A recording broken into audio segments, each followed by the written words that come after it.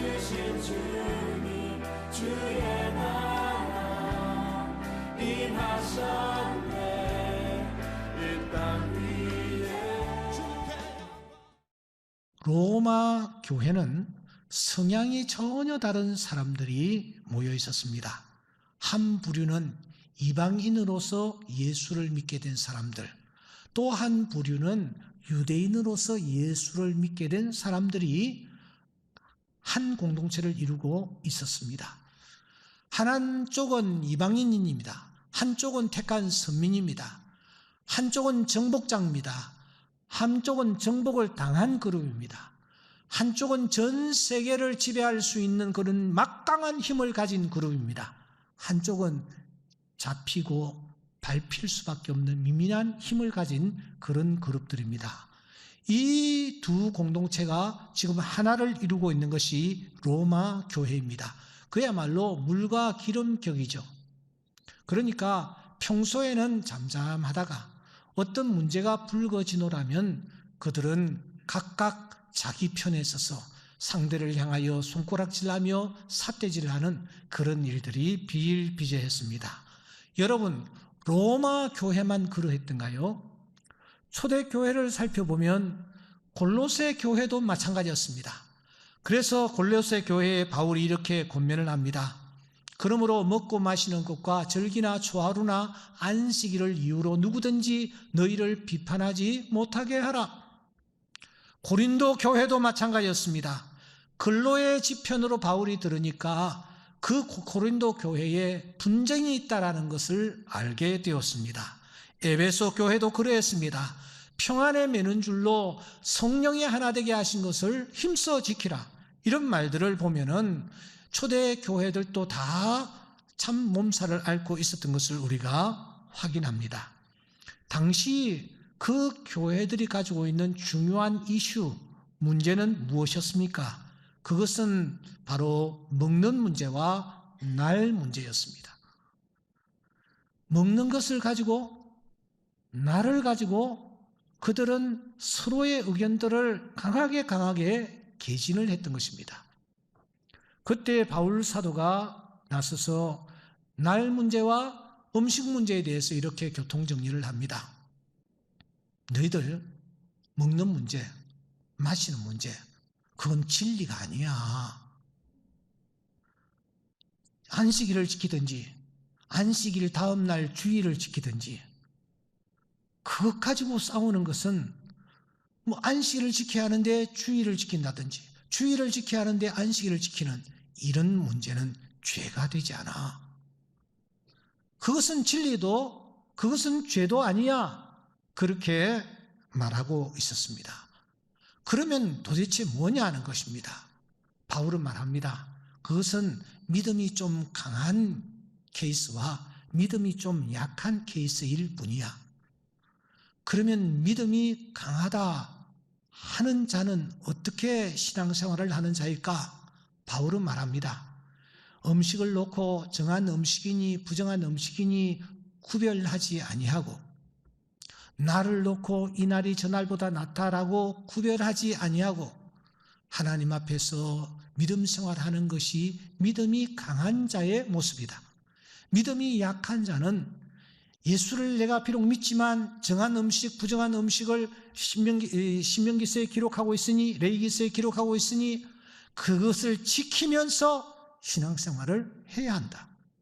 돼지고기 먹어서는 안 되고 비늘이 있는 그런 생선을 먹어서는 되지 않고 이렇게 정한 음식, 부정한 음식을 가려 먹으면서 신앙생활을 해야 된다. 날은 안식일이 중요하다. 안식일을 지켜야 한다. 주일이 도대체 뭐냐?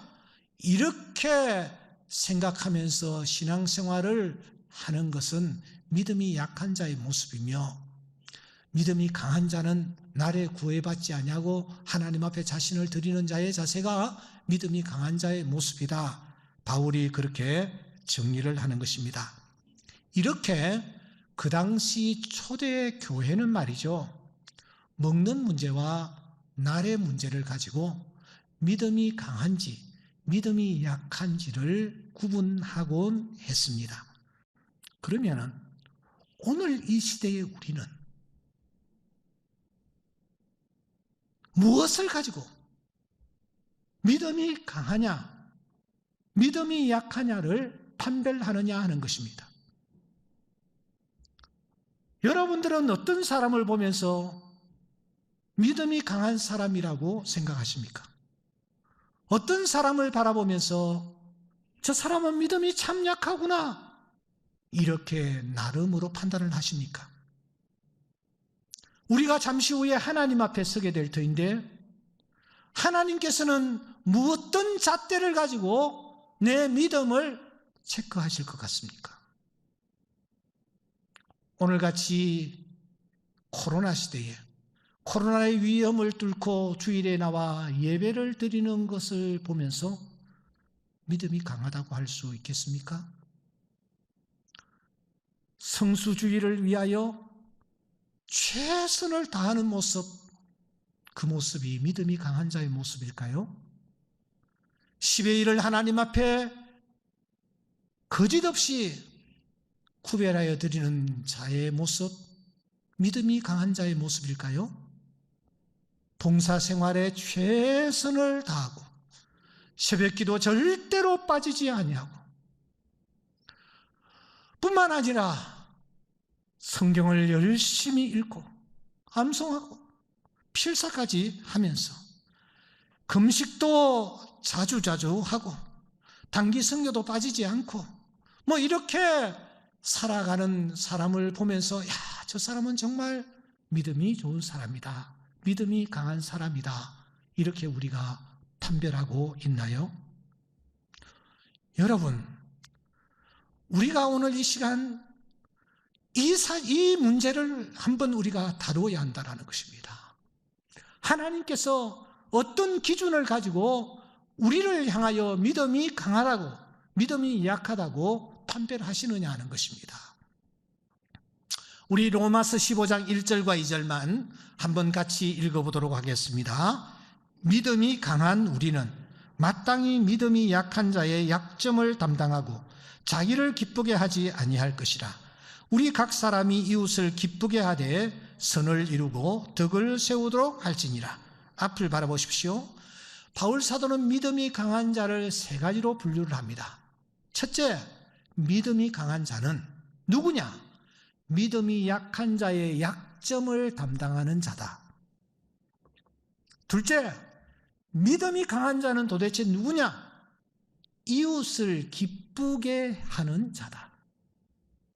셋째, 믿음이 강한 자가 누구냐? 덕을 세우기를 힘쓰는 자다. 그렇게 말하고 있습니다. 여러분, 믿음이 강한 자, 하나님이 칭찬하실 믿음의 소유자는 이 세 가지입니다. 믿음이 약한 자의 약점을 내가 담당하는 거예요. 이웃을 기쁘게 하는 자입니다. 덕을 세우기를 힘쓰는 자입니다. 아시는 대로 로마서의 총 주제는 믿음입니다. 오직 의인은 믿음으로 말미암아 살리라라는 말씀 그대로 믿음입니다. 믿음이 도대체 무엇이냐? 믿음이 무엇이라고 우리는 생각합니까? 예수 그리스도께서 나의 죄를 위하여 십자가에 못 박혀 돌아가셨다. 행위로 구원을 받는 것이 아니라 이 예수 그리스도를 믿는 믿음으로 우리는 죄 씻음을 받고 우리는 구원을 받는다. 믿음으로 천국에 이르게 된다. 이 사실을 믿는 것을 우리는 믿음이라고 얘기합니다. 바울 사도는 지금까지 이 얘기를 쭉 해왔습니다. 그런데 오늘 결론에 이르러 문제는 그 믿음이 어떻게 표출이 되느냐 하는 거예요. 나더러 주여 주여 하는 자마다 다 천국에 들어갈 것이 아니다. 믿음은 고백이 아니랍니다. 정말 하나님이 원하시는 믿음의 모습, 믿음이 강한 자의 모습이 어떤 것일까 하는 것입니다. 바울은 결론 부분에서 이렇게 말합니다. 믿음이란 이웃과의 관계이다. 이웃과의 관계가 어떠하느냐가 믿음이 어떠하냐를 판별하는 기준이다. 바울 사도가 오늘 우리에게 이렇게 얘기합니다. 신앙생활이란 주의를 얼마나 잘 지키느냐, 얼마나 내가 12일에 최선을 다하느냐, 얼마나 내가 새벽에 빠지지 않고 교회에 나가서 엎드리느냐? 이게 아니라는 거예요. 이것이 하나님이 보시는 믿음의 기준이 아니라는 것입니다. 믿음이란 내 이웃과의 관계를 어떻게 하느냐? 이것으로 판별된다, 그렇게 말씀합니다. 이 사실을 강조하기 위해서 바울은 두 단어를 사용하고 있죠. 첫째는 마땅히라는 단어입니다. 오페일로라는 이 단어는 빚이라든지 채무라든지 세금과 관련하여 쓰이는 단어입니다. 빚은 갚아야 합니다. 세금은 내야 합니다. 채무를 졌다면 마땅히 내가 그것을 환원해야 합니다. 그러니까 이 마땅이라는 단어는 내가 하고 싶으면 하고, 하고 싶지 않으면 하지 않아도 된다, 그런 뜻이 아닙니다. 내 기분과 감정에 따라, 내 환경에 따라, 그때그때 형편에 따라 이리 해도 좋고 저리 해도 좋다, 그런 뜻이 아니라는 것입니다. 반드시 해야 할 일이라는 것입니다. 그래서 이제 성경에는 마땅히 우리가 해야 할 일들을 몇 가지 열거하고 있습니다. 첫째는 찬송입니다. 찬송은 정직한 자들이 뭐요? 마땅히 할 바로라. 하나님은 우리를 찬송을 위하여 지으셨습니다. 찬송하기를 원하십니다. 찬송은 여러분 하고 싶으면 하고 기분 좋으면 하고 그게 아니야. 마땅히 해야 할 일입니다. 그래서 바울과 실라는 억울하게 감옥에 갇혔으면서도 찬송을 하나님께 올렸던 것입니다. 우리가 장례식장에서도 찬송하는 이유는 마땅히 해야 할 일이기 때문입니다. 오늘 이 예배에 참석한 모든 분들에게 이 찬송이 회복되기를 주의 이름으로 축원합니다. 우리 입술에서 찬송이 터져 나오기를 주의 이름으로 축원합니다. 왜냐고요? 찬송은 우리가 마땅히 해야 할 일이기 때문입니다. 신명기서 14장 22절에 보면 너는 마땅히 매년 토지소산의 11조를 드리라, 그렇게 말합니다. 우리가 하나님 앞에 드리는 이 11조는 내가 하고 싶으면 하고 그게 아니에요. 마땅히 드려야 할 내용입니다. 이건 내가 계산해 가지고 하는 것이 아니라 계산 하나님이 해놔 놓으신 대로 우리가 하나님 앞에 드려야 할, 마땅히 내 기분과 감정에 따라 하는 것이 아니라 마땅히 해야 할 것이라는 것입니다. 이 은혜가 우리에게 넘치기를 바랍니다. 계시록 4장 1절에 보시면 하나님께서 이 밤모섬의 요한에게 말씀합니다. 야, 이리 올라와라. 이후에 마땅히 일어날 일들을 내가 내게 보이리라. 여러분, 세상에 종말은 있습니다. 하나님께서 마땅히 일어날 일들을 일어나게 해 주실 것입니다. 더 신경 쓰이는 단어가 하나 있습니다. 그것은 담당하다 하는 그런 말입니다. 이 바스타조라는 말은 어깨에 걸머지다 또는 운반하다, 책임지다, 그런 뜻을 가지고 있는데 단순히 그런 뜻이 아닙니다. 무엇을 운반하고 무엇을 걸머지느냐? 이사야서 53장 4절에 보시면 무엇을 지고 가느냐? 질고를 진답니다. 무엇을 당하느냐? 슬픔을 당한답니다. 고난을 당한답니다. 6절에 보시면 우리 모두의 죄악을 그에게 담당시키셨다. 그러니까 여기에 마땅히 혹은 또 지고 당하여건을 당한다, 담당시키다, 이런 단어들은 우리 주님과 관련된 단어라는 것을 우리가 확인할 수 있습니다.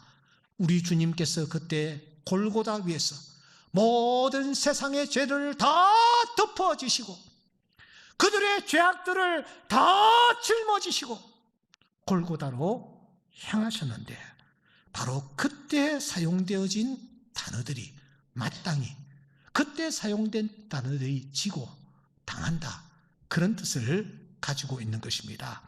그래서 마태는 마태복음 8장 17절에서 말하기를 이는 이사야를 통하여 하신 말씀에 우리의 연약한 것을 친히 담당하시고 병을 짊어지셨도다 함을 이루려 함이라. 이렇게 주님이 짊어지신 것처럼 이웃의 약점을 나의 약점으로 알고 이웃의 아픔을 나의 아픔으로 알고, 이웃의 괴로움을 나의 괴로움을 알고, 이웃의 연약함과 부끄러움을 나의 연약함과 부끄러움으로 알고 짊어지며 나아가는 것, 이것이 믿음이다. 이것이 믿음이 강한 자의 모습이다. 오늘 바울이 그렇게 얘기를 하고 있는 것입니다. 여러분, 오늘 나에게 이 믿음이 있습니까? 예배는 잘 드리고 경건 생활을 한다고 하는데 하나님은 거기에 관심을 가지시는 것이 아니라 이웃의 약점을 내가 담당하고 짊어지고 나아가고 있느냐라는 것을 가지고 내 믿음을 체크하고 계시다라는 것, 우리는 잊지 말아야 합니다. 그러면 그렇게 남의 약점을 지고 담당하고 나아가는 자는 결국 자기를 기쁘게 하는 자가 아니요 다른 사람을, 이웃을 기쁘게 하는 자가 되는 것입니다. 구체적으로 이웃을 기쁘게 해주는 것이 무엇입니까? 15장 2절의 말씀 보시면은 우리 각 사람이 이웃을 기쁘게 하되 선을 이루고 덕을 세우도록 할지니라. 여기에 선이라는 단어와 덕이라는 단어가 이어서 나오는데, 이 선이라는 단어와 덕이라는 단어를 한 단어로 표현한다면 그것은 유익이라는 단어입니다. 이웃을 도움되게 한다라는 말입니다. 이게 여러분 말만 가지고 될까요? 야고보서 2장 15절에서 야고보 선생은 말합니다. 저기에 형제와 자매가 헐벗고 일용한 양식이 없다. 너희 중에 누구든지 그에게 말하기를 평안히 가십시오. 더웠으면 좋겠습니다. 배불렀으면 좋겠습니다. 그렇게 말을 하면서 그 사람에게 쓸 것을 주지 아니하면 무슨 유익이 있겠느냐, 그렇게 말하는 것입니다. 모든 것이 가하나 모든 것이 그래서 유익한 것이 아닙니다. 모든 것이 가하나 모든 것이 덕을 세우는 것이 아닌 것입니다. 선한 사마리아인이 좋은 비유가 될 것입니다. 그 사람은요, 저기에 강도 만난 자가 쓰러져 있을 때에 다가갔습니다. 가까이 가서 기름과 포도주, 이 기름과 포도주는 여러분, 기름은 그 당시에 노잣돈입니다. 포도주는 그 사람에게 꼭 필요한 치료약입니다. 여행자에게 가장 필요한 것들, 이것을 여러분 붓고 했습니다. 막달라 마리아가 향유를 예수님께 쏟아 부었듯이 지금 아무 일면식도 없는 이 강도 만난 사람에게 이 사람이 다가가서 그냥 부어버리는 것입니다. 자기의 노잣돈도 부어버리고 자기의 약품도 부어버리고, 그리고 자기 짐승에 태워 주막으로 데리고 갔다. 자기는 종이 되고 그 사람은 상전으로 짐승에 태워서 꽃비를 잡고 주막으로 가는 것입니다. 이것이 그 사람의 유익을 위한 자의 모습인 것입니다. 이것이 바로 믿음의 덕을 세우는 자의 모습입니다. 이 믿음의 클라이막스는 덕을 세우는 것입니다. 사실 바울은 우상 앞에 드린 제물, 즉 고기를 얼마든지 먹을 수 있는 믿음의 소유자였습니다. 우상이라는 것은 아무것도 아니기 때문입니다. 그런데 누군가가 믿음이 약한 사람이 바울이 고기 먹는 모습을 훔쳐보았습니다. 그때 상처를 입는 거예요. 저 사람이 어떻게 우상 앞에 바쳐진 제물을 먹느냐, 낙심을 하게 된다라는 것입니다. 그것은 그 사람이 상처를 입고 그 사람이 그 사람으로 하여금 죄를 범하게 되는 것이 된다라는 거죠. 그래서 바울은 어떻게 결단을 내립니까? 만일 음식이 내 형제를 실족하게 한다면 나는 영원히 고기를 먹지 아니하여 그 사람을 실족하지 않게 하리라. 바로 이런 태도로 살아가는 것이 믿음이 강한 사람이요 덕을 세우는 사람의 모습입니다. 다시 말하면 언제나 내 중심이 아니라 내 이웃 중심으로 우리가 살아가야 한다라는 것입니다. 나는 괜찮지만 그 사람이 실족할 수 있다면 나는 영원히 고기를 먹지 아니하여 그 형제가 실족하지 않게 하리라는 바울의 그 결단을 우리가 늘 염두에 두고 신앙생활을 해야 한다는 것입니다. 이러한 삶을 바울은 무엇이라고 결론을 내립니까? 오늘 7절 말씀인데 우리 같이 한번 읽어보겠습니다. 시작. 그러므로 그리스도께서 우리를 받아 하나님께 영광을 돌리심과 같이 너희도 서로 받으라. 한 번 더 따라합시다. 너희도 서로 받으라. 서로 받으라. 그리스도께서 죄인인 우리를 받으셨습니다. 허물과 죄로 뒤범벅이 된 우리를 받으셨습니다. 우리를 당신의 가슴에 안으셨습니다. 머리로부터 발끝까지 상하고 터지고 쇠로 맞은 흔적뿐인 우리를 더럽다고 하지 않으시고 받으셨습니다. 성령의 열매 대신에 육체의 열매를 주렁주렁 맺고 있던 우리를 받으셨습니다. 그러므로 우리 또한 서로 받아야 합니다. 그 사람에게 좋은 점이 많이 있고 나에게 유익이 되기 때문에 그 사람에게 접근하는 것이 아닙니다. 그리스도께서 나를 받으셨기에 나도 내 형제를 기꺼이 받아야만 합니다. 그의 약점까지도 말입니다.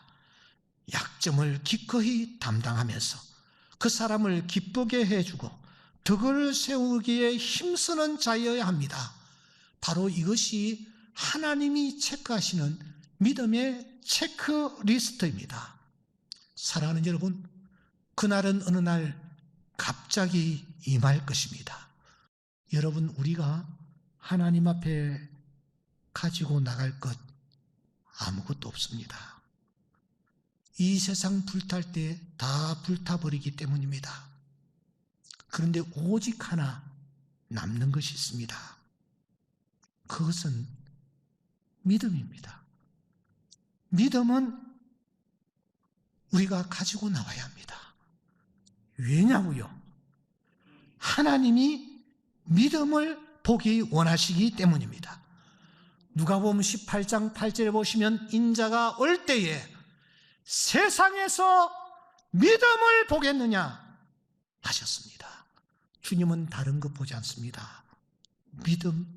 믿음을 보실 것입니다. 근데 이 믿음은 어떤 것입니까? 베드로전서 1장 7절에 보니 너희 믿음의 확실함은 불로 연단하여도 없어질 금보다 더 귀하다. 그렇게 말씀합니다. 아무리 불타도 타지 않는 것이 하나 있습니다. 바로 그것이 믿음입니다. 이 믿음을 우리가 주님 앞에 내밀어야 하는 것입니다. 믿음이 무엇입니까? 믿음은 이기적입니다. 왜냐고요? 내 자신을 위해서 내가 믿음을 지금 간직하고 내 믿음을 강하게 하려고 하는 것입니다. 하지만 그것은 이타적으로 표현이 되어야 합니다. 바울이 무엇이라고 말합니까? 다른 사람들의 약점을 담당하고 이타적입니다. 자기를 기쁘게 하지 아니하고 다른 사람을 기쁘게 하는 것 이타적입니다. 선을 이루고 덕을 세우도록 하는 것 이타적입니다. 그러므로 참된 믿음의 사람은 이기적인과 동시에 이타적인 사람인 것입니다. 바울은 바로 이 말을 하기 위해서 지금까지 로마서를 기록했습니다. 믿음이 무엇인가? 믿음은 이기적이며 동시에 이타적이다. 우리는 믿음이 주일 예배 드리고 교회 나와서 헌금하고 봉사하고 이것을 믿음이라고 생각하는데 하나님이 마지막 심판대 앞에서 하나님이 체크하시는 것은 그것이 아니고 이웃의 약점을 얼마나 담당했느냐, 이웃에게 기쁨을 내가 얼마나 주었느냐, 이웃에게 선을 베풀고 덕을 세우는 그런 행동을 내가 얼마나 했느냐, 이것이 하나님이 체크하시는 체크리스트라는 사실을 기억하고 오늘 이 예배에 참석한 우리 모두가 믿음의 사람이 다 될 수 있기를 주의 이름으로 축원합니다.